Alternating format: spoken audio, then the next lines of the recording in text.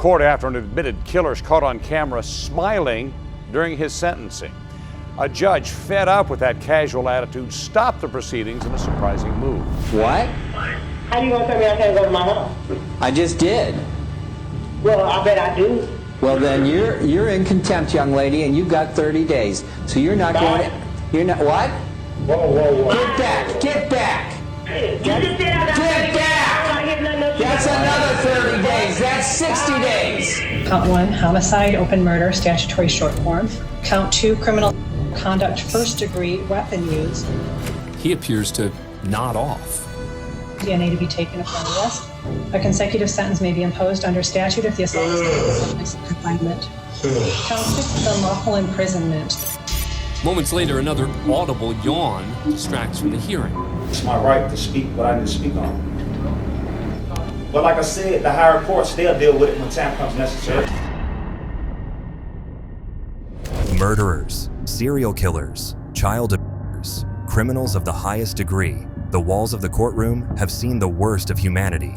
It's bad enough that these people have committed some of the most heinous crimes known to man, but it's even more horrifying when they show no remorse. When criminals walk into court, they have a chance to show some remorse, but not these defendants. They took disrespect to a whole new level.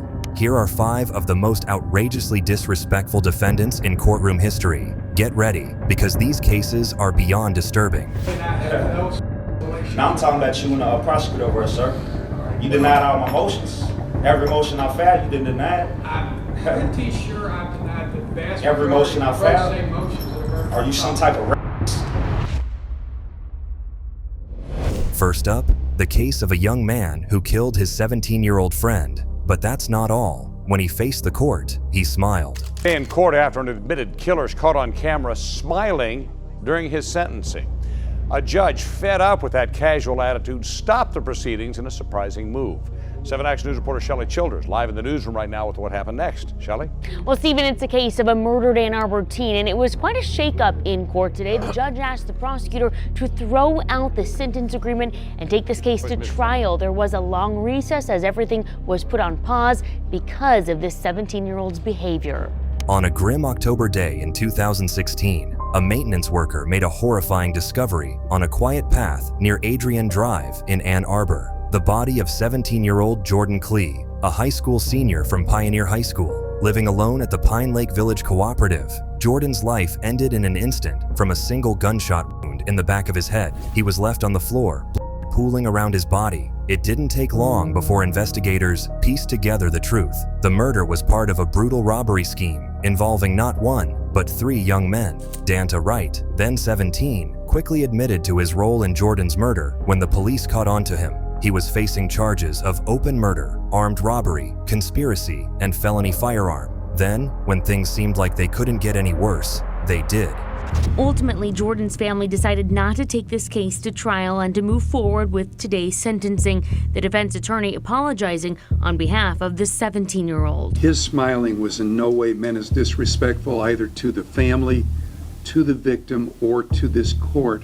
On July 24th, 2017, Danta sat before the Washtenaw County courtroom, facing sentencing for the cold-blooded killing of Jordan, a young man whose life had barely begun. But Danta's expression wasn't one of remorse or fear. Instead, he smiled. He chuckled even. Jordan's mother spoke of the emptiness left by her only child's death, saying, "I've lost my only child, my son, my baby, my friend. More than that, I lost laughter and love." Her words were read aloud. "I no longer have the hope of having grandchildren." Her words should have filled Jordan with guilt, but instead, Jordan sat smirking.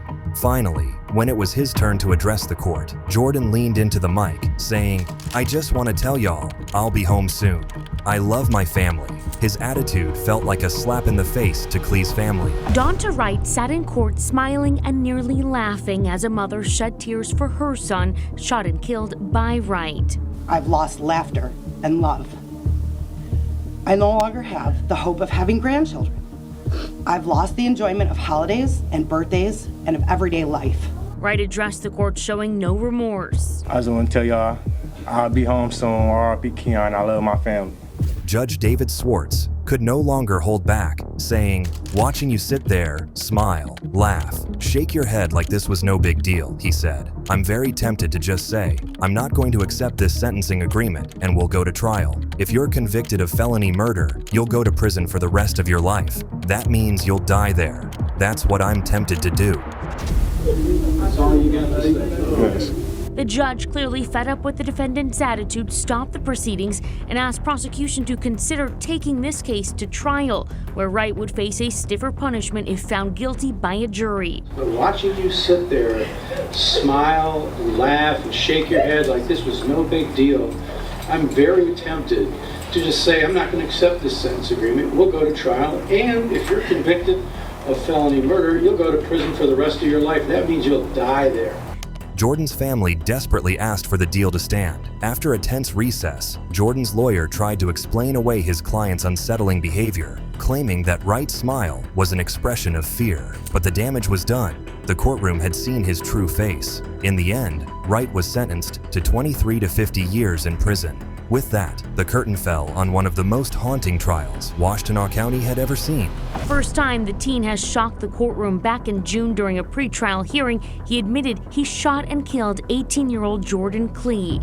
It was October 2016. Wright said he and two other friends were trying to rob Klee when he shot Klee in the back of the head, killing him. The victim, a senior at Pioneer High School in Ann Arbor, was described as a high-achieving student and football athlete. If you thought the last case was shocking, then wait till you hear about this next one. What? How you gonna tell me I can't go to my home? I just did. Well, I bet I do. Well, then you're in contempt, young lady, and you've got 30 days. So you're not going to... You're not... What? Whoa. Get back! Get back! You just said I got 30 days. That's another 30 days. That's 60 days. It was August 2016, and in an Ohio courtroom, 32-year-old Ebony Burks managed to talk herself into nearly a year behind bars in one of the most chaotic and bizarre contempt of court displays ever seen. Ebony, facing charges of domestic violence and assault, appeared before Judge Gary Bennett via video feed. From the start, the exchange was tense, but when Judge Bennett told her that she couldn't have any contact with the victims, including her grandfather, who she lived with, Burks erupted. She said, "How you gonna tell me I can't go to my home?" The judge's reply was blunt, saying, "I just did." It was after this that Ebony decided to push back, challenging him with, "Well, I bet I do." At that moment, Judge Bennett laid down the first 30-day sentence for contempt. So what? 90 days. So? 120 days. Okay, and? 180 days. Move! Please, quiet. Get off me! Get your hands off me, man! As Judge Bennett kept tacking on time, her sentences grew from 30 days to 60, then to 90, and soon to 180. Then, in one last act of rebellion, Ebony stormed off screen. A guard stepped in, apologizing to the judge as the courtroom simmered with tension. Judge Bennett gave her one last chance, calling out, "You got anything else to say, Ms. Burks?" With no hesitation, Ebony gave her parting words. "You." Judge Bennett instantly set her fate. 300 days, he announced, making it one of the longest contempt sentences in court history. Come on. What else you got to say? Oh, nothing. We'll talk in 6 months when you're ready to come back for your case. Sorry, Your Honor. Not as sorry as she's gonna be. I ain't bad. They got commissary. I got money. That's 200 days. You got anything else to say, Miss Burks? You. That's 300 days. Now, whilst Ebony's case was shocking, this next one is absolutely sinister. This is the story of Isaiah Gardenhire, a man whose crimes were beyond horrifying, involving kidnapping, and murder. Count 1, homicide, open murder, statutory short form. Count 2, criminal sexual conduct, first degree, weapon use. He appears to nod off. DNA to be taken upon arrest. A consecutive sentence may be imposed under statute if the assault is confinement. Count 6 is unlawful imprisonment. Moments later, another audible yawn distracts from the hearing. On June 6, 2021, a horrifying string of crimes began when Isaiah Gardenhire brutally raped his girlfriend and murdered her 13-year-old daughter. The woman, 7 months pregnant at the time, endured unimaginable terror as Isaiah violently raped her and her innocent young daughter. Then, in a horrific turn, he savagely stabbed her 13-year-old daughter, Adri A. Dembowski, to death. After fleeing the scene, Isaiah then took random hostages from the street and assaulted another woman before stealing a car and eventually surrendering to police. Next, we're in Mount Pleasant, Michigan, for the arraignment of Isaiah Gardenhire. The 40-year-old was arrested after reportedly going on a 2-day crime spree that forced a community into lockdown. Gardenhire reportedly assaulted his girlfriend in her home, then killed her 13-year-old daughter before fleeing to a nearby apartment complex. There, he allegedly took a man and woman hostage, assaulted the female, robbed them, and then stole their car. Gardenhire would eventually turn himself into police.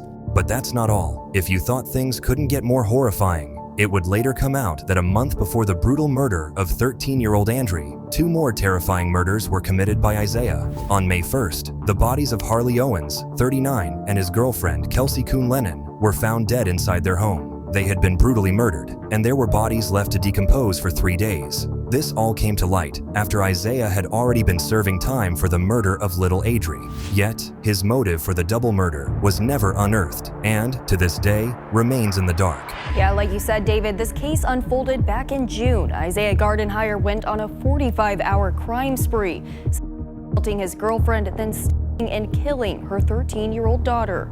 Investigators say he held a couple hostage at a nearby apartment, the female tenant, then stealing her money and car to flee to Flint, where he was arrested 3 days later. Now, let's rewind to Isaiah's trial before this new revelation, because how Isaiah acted was nothing short of bone-chilling. On June 9th, 2021, in Mount Pleasant, Michigan, Isaiah Gardenhire's first arraignment was chilling, facing a list of severe charges, including murder, assault, and home invasion. Isaiah sat in court with zero interest as Judge Sarah Spencer Noggle read out the charges. He appeared to nod off, even yawning at one point, showing no care whatsoever. DNA to be taken upon arrest, the court may impose a consecutive sentence under statute, and it is also a Tier 3 offense.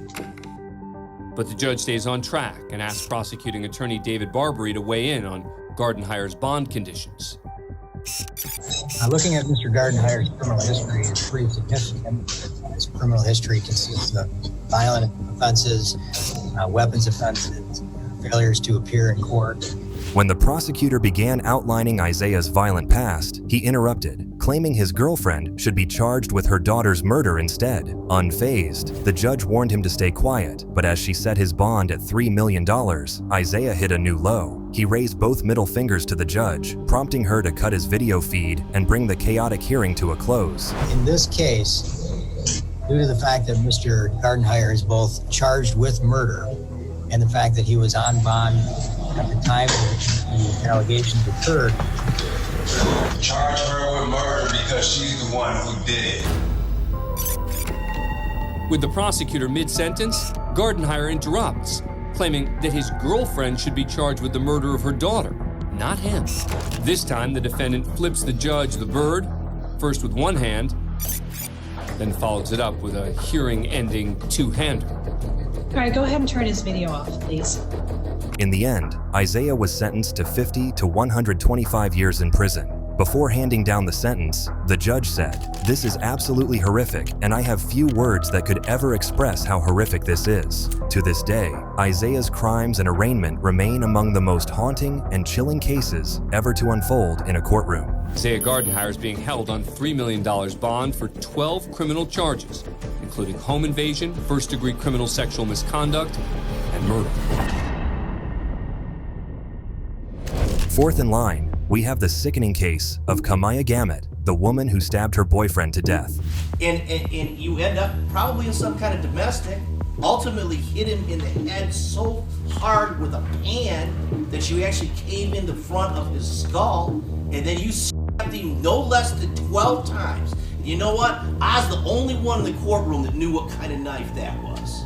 And it was a big old long fillet knife.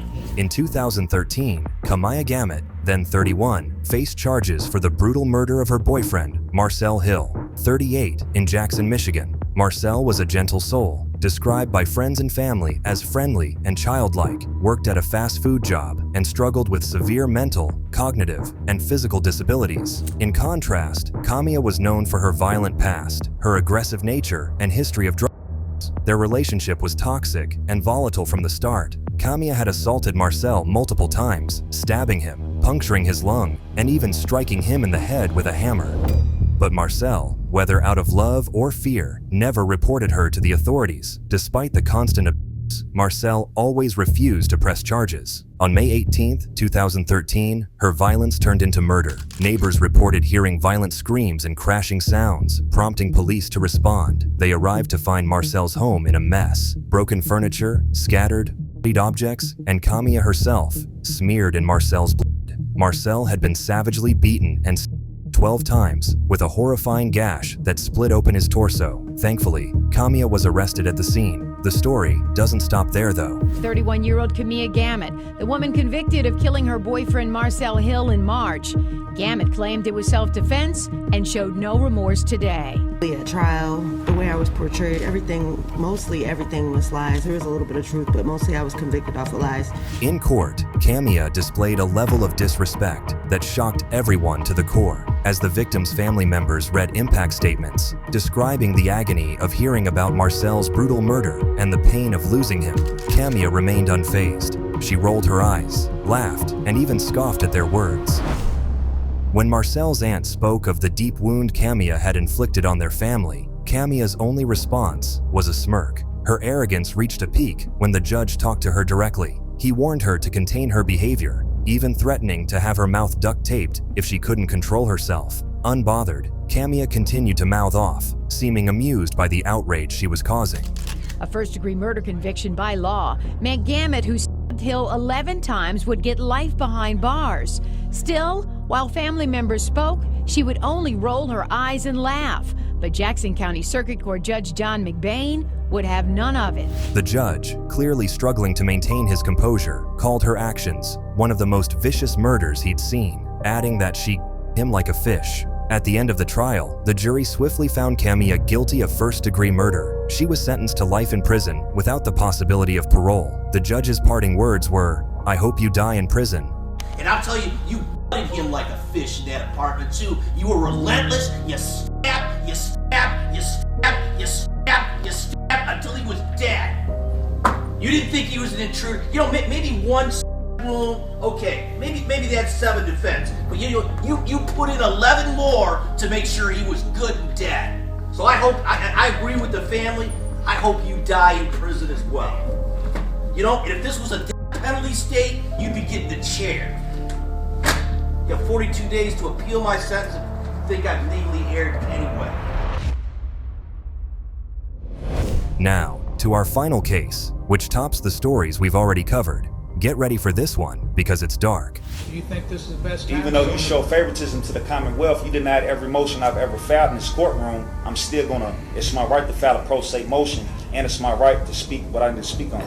Well, I don't know if y'all got some type of relationship going on, or what y'all got going on, but I'm definitely gonna speak my mind. This is the case of Bryce Rhodes, a rapper who savagely murdered 3 people in cold blood. In May 2016, Bryce Rhodes, a rapper turned killer, embarked on a chilling rampage in Louisville, ending the lives of 3 innocent people. It all began with a fatal mistake. Bryce believed that 40-year-old Christopher Jones had a bounty on his head, so he gunned him down in a ruthless drive-by. Then, weeks later, his focus turned on 2 teenage brothers, 14-year-old Larry Ordway and 16-year-old Morris Gordon. Convinced they knew too much, Bryce decided that they had to die. Bryce tied the boys up in his home, gagged them, and forced them to kneel, playing God as he and his accomplices took a twisted vote on their fate. His decision was final: death. Bryce ruthlessly stabbed Maurice first, the terrified boy helplessly kneeling before him, while Larry was forced to watch his brother's last moments. With muffled cries, Larry could do nothing as Bryce moved on to him, stabbing over and over again until there was nothing left but blood.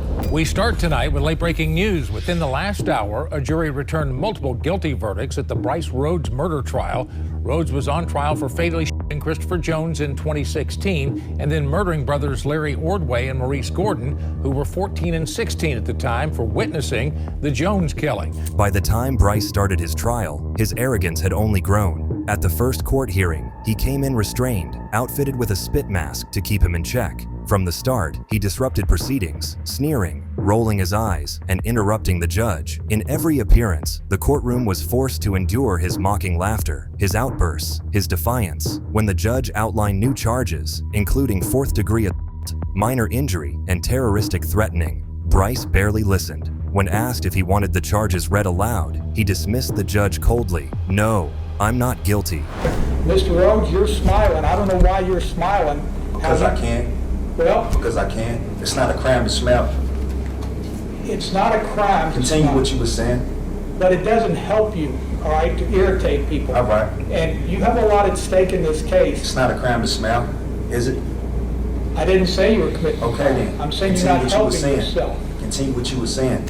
Even with a public defender by his side, Bryce was his own nightmare. He made chilling threats against the court, even at one point claiming that the judge was racist and a KKK member. Every motion I filed, are you some type of racist? Throughout it all, Bryce showed nothing but disrespect, reveling in the chaos he created. However, in March 2024, nearly a decade after the murders, he met his fate: life in prison without the possibility of parole. Are you a secret Ku Klux Klan member? No, sir, I'm Is that what you really are? Nope, Okay. I'm not. But like I said, the higher courts, they'll deal with it when time comes necessary. What are your thoughts on these chilling cases? Drop a comment below. We'd love to hear your take. Don't forget to smash that like button, hit subscribe, and turn on notifications so you never miss our next video.